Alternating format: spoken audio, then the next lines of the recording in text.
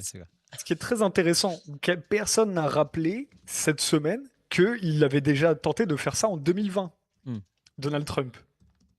Au même moment où les médias français, on avait fait une émission l'année dernière avec Marc dessus, dans un NRA, on avait montré, au même moment où France Info disait non, Nicolas Maduro, elle n'arrête pas de dire bêtement qu'il est victime d'un complot. En même temps, tu avais Donald Trump qui faisait des émissions en disant oui, on va envahir le Venezuela. Au moins, il avait annoncé les choses. Mmh. Il avait annoncé les choses. Et en 2020, alors j'ai pas retrouvé, je vais vous retrouver la date là avant de partir. Euh, et c'était Maduro qui avait capturé.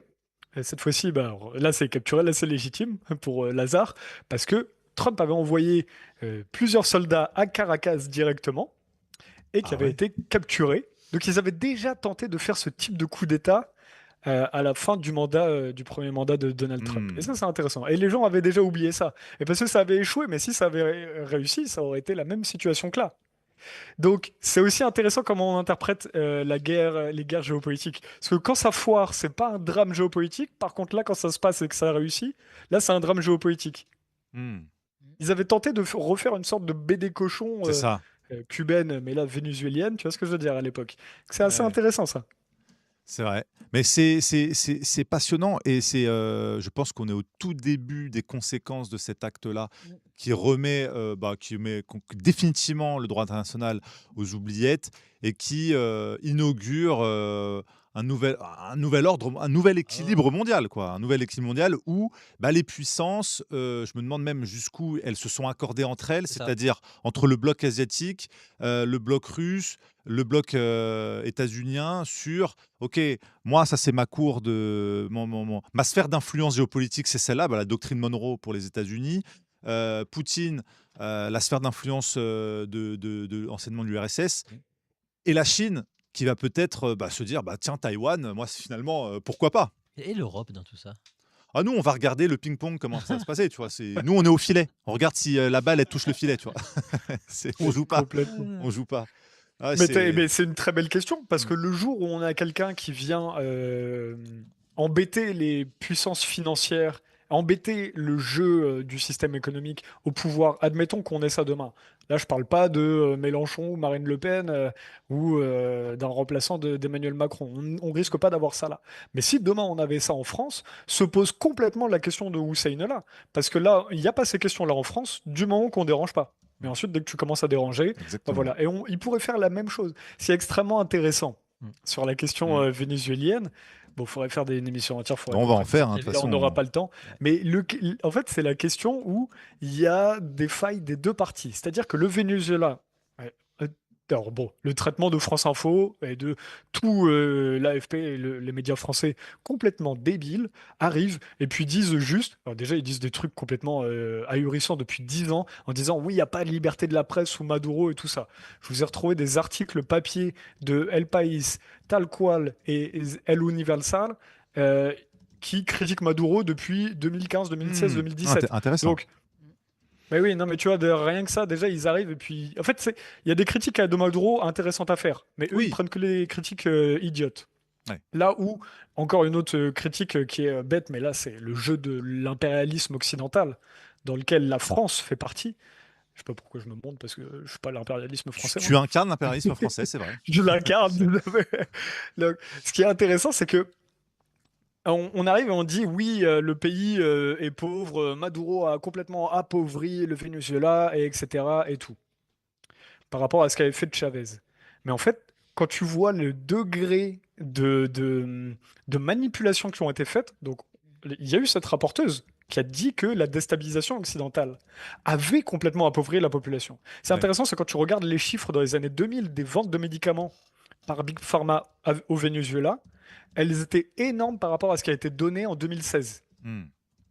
Donc ça, quand c'est Big Pharma qui ferme les vannes des exportations qui sont faites de médicaments et bien De bonne comment on appelle ça, consommation. De consommation les biens courante. de soins, non, mais parce qu'il Ah. y a même toutes les crèmes, etc. Ils ont arrêté de tout donner. Quand tu as un blocus occidental qui Pareil, t'empêche d'avoir toutes les matières premières et accès aux pareil. ressources, qu'est-ce que tu peux. Qui est responsable? Bon, nous, on va pointer du doigt, enfin, les médias mainstream vont pointer du doigt le bouc émissaire. Évidemment que C'est plus haut que ça finalement. Il faut plus haut, prendre de la hauteur pour voir ce qui se comme passe. d'habitude.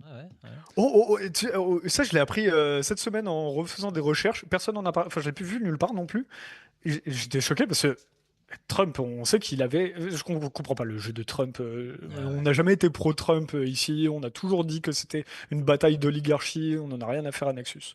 Mais je comprends même en étant comme ça, je comprends pas Trump. Parce qu'il arrive et il avait fermé les vannes à l'USAID, donc c'est cet organisme Oui, qui faisait des ingérences partout dans le monde, qui donnait de l'argent partout dans le c'est monde, vrai. etc., pour qui plaisait bien à l'impérialisme américain. Et il avait fermé les vannes de ça. Donc on se disait, ok, peut-être que quand même va y avoir des changements. Au final, non, parce que par exemple, il avait fermé les organismes américains soutenus par Ouais. les US au Yémen, et en même temps, il est allé bombarder les rebelles au Yémen. Les rebelles, pardon, les rebelles, c'est genre les gilets jaunes, hein, c'est les gilets jaunes yéménites, hein. Donc et là, ce qui est intéressant, c'est j'avais vu l'opposition qui est très forte. Le Venezuela, pour comprendre les enjeux géopolitiques au Venezuela, il faut comprendre la bataille entre l'alliance de là-bas, c'est une alliance très forte entre la droite et l'extrême droite, qui est contre tout le clan de gauche. Hmm. Ok? C'est là où il y a eu les problèmes en 2015 sur le Parlement, etc. Et ce qui est intéressant, c'est qu'il y a eu énormément de personnes qui ont financé l'opposition de droite, Hmm. quand, je vous le cache pas, personne, à part éventuellement peut-être les BRICS, mais même les BRICS sont restés très loin du Venezuela, Ouais. mais personne n'a aidé la gauche. Donc Maduro, il a dû lutter, et son gouvernement ont dû lutter contre tout ça à la fois. Ouais. Une opposition extrêmement financée, et donc financer l'opposition de droite par l'USAID. Et ça, Ok, je ne le savais pas, intéressant. je l'ai appris cette semaine. Très intéressant. Oui, Tu vois, il y a que effectivement. des trucs comme ça. Effectivement. Et d'ailleurs, petite parenthèse avant de clôturer, c'est de rappeler aussi que la Chine avait investi, allait investir des centaines de milliards sur les installations pétrolifères au Venezuela. Et le Venezuela avait décidé de vendre ce pétrole en yuan. Donc, qui casse l'hégémonie du pétrodollar sur lequel les États-Unis sont assis depuis des décennies pour permettre au dollar de maintenir sa puissance. Ça a dû jouer dans la balance quand même de décision de Trump de se dire bon, là, ça devient un petit peu compliqué. Tout comme on se rappelle à l'époque de Kadhafi qui voulait développer le dinar or, et tout comme on se rappelle aussi à l'époque de Saddam Hussein, Saddam, ouais. il voulait vendre son pétrole en euros. Ouais. Voilà. On voit qu'il y a aussi une bataille de la monnaie, et je pense qu'on en reparlera avec Raphaël tout à l'heure dans la chronique géopolitique, parce que Et c'est vrai qu'il y a Raphaël qui va il en y a parler Raphaël aussi. qui est juste après, mais effectivement, on va diffuser quelques petites émissions sur ce sujet qui est extrêmement vaste et Et qui rebat un, les cartes un internationales. dernier truc intéressant là-dessus, avant de partir. Parce qu'il faut penser en termes de... Nous, on est les seuls à pouvoir faire de l'information sur comment est-ce qu'une révolution pourra se structurer dans le futur. Moi, personnellement, je ne serai pas dans les révolutions rapides. Mais comment est-ce que dans le futur, une bonne révolution peut marcher? Parce qu'en plus, le Venezuela, c'est intéressant, ils ont eu deux trucs. Ils ont eu the rise and fall, comme disent les Américains. Il y a Hmm. comment tu grandis et comment tu chutes. Et la gloire du Venezuela a été sous Chavez, qui était quand même un personnage fou dans le sens, un personnage incroyable, pardon. C'est pas forcément, je dis pas incroyable, genre je ne le vénère pas et tout. Mais c'est un personnage très intéressant dans l'histoire. Pourquoi? Parce que tous les grands hommes et tous les grands révolutionnaires qui ont réussi à structurer quelque chose sont des personnes qui ont réussi à lier les clans. Hmm. Et Chavez avait réussi ça. Il avait Ok. réussi, c'était un très bon gestionnaire, très fin gestionnaire, très grand diplomate. C'était quelqu'un qui avait réussi à lier les rebelles de droite, de gauche, les militaires, les Hmm. politiques. Il arrivait à consolider tout.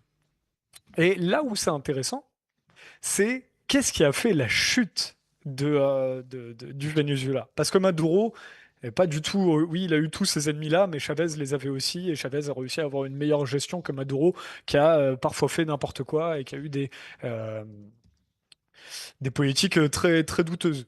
Là où Maduro n'a, là où Chavez n'a pas été bon, on peut se poser la question, il y a plein d'interprétations. Je dis pas que j'ai raison. Mais là où c'est très intéressant, c'est que c'est sur sa succession que Chavez semble avoir fait n'importe quoi. Chavez avait réussi à stabiliser un pays, à s'opposer à l'impérialisme occidental, à avoir une forme d'autonomie comme Cuba, mais à une échelle bien plus grande. C'était fantastique. Et sauf que quand il organise sa succession, il ne met pas quelqu'un de puissant au pouvoir. Maduro, qui est resté 12 ans au pouvoir, Maduro était tout le monde se pose la question de pourquoi Maduro arrive à l'époque. Hmm. Tu vois ce que je veux dire? Parce que Maduro, il n'a pas ça n'est pas le plus compétent, ça n'est pas le plus fort, ça n'est pas le plus. Il ne coche par rapport. C'est le 50e sur la liste Donc ou c'était pas voire le plus. meilleur héritier de Chavez. À aucun moment, rien. Ok. Pourquoi est-ce qu'il n'a pas mis Rafael Ramirez, par exemple? Pourquoi est-ce qu'il n'a pas mis Giordani dessus? Faudrait peut-être que Rafael a d'autres avis. Il faut aller creuser. C'est Pourquoi est-ce intéressant. qu'il n'a pas mis Adnan Chavez Il y avait plein d'autres concurrents Hmm. qui pouvaient. Même le. J'arrive jamais à retenir son nom, là, Cabello. Là. C'est Diosdado Cabello.